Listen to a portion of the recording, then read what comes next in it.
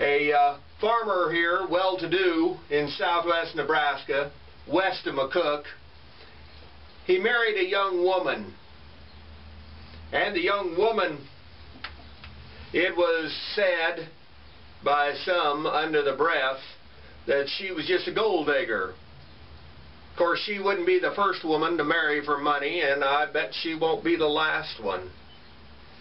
But needless to say, within a few months of the marriage, he started getting sick. And within another month, he was dead.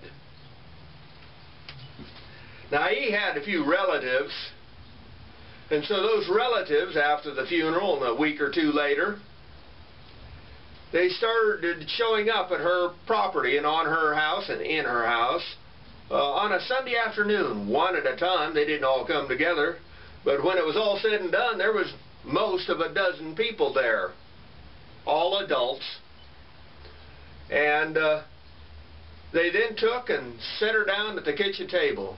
They surrounded her. And they said, "We know you murdered your husband." Of course, she was trying to deny it, and they said, "Shut up. This is how it's going to be.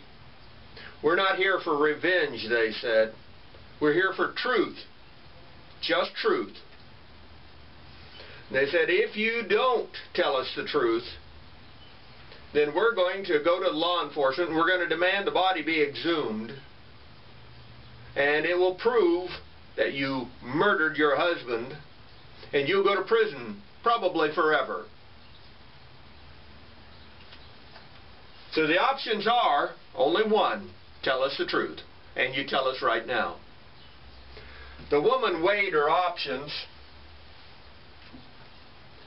and so she confessed that she indeed poisoned her husband.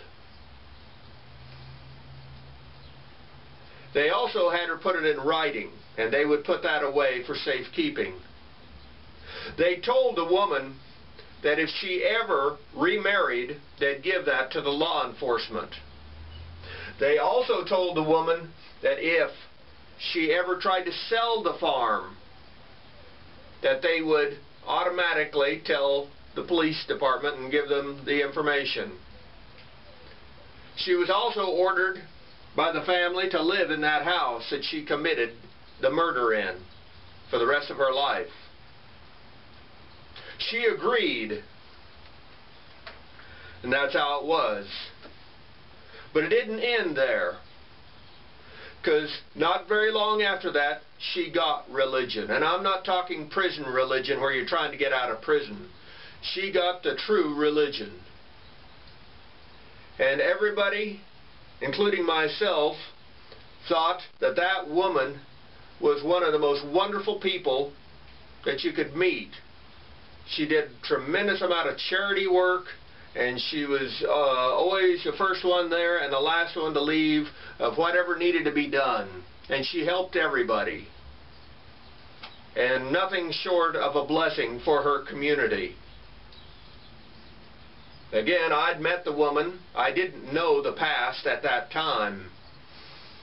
And be that as it may, sometimes you got a question of how to do things.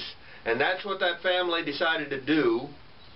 And I think the punishment maybe wasn't enough in your mind, but it was enough for that family. For truth was more important than revenge.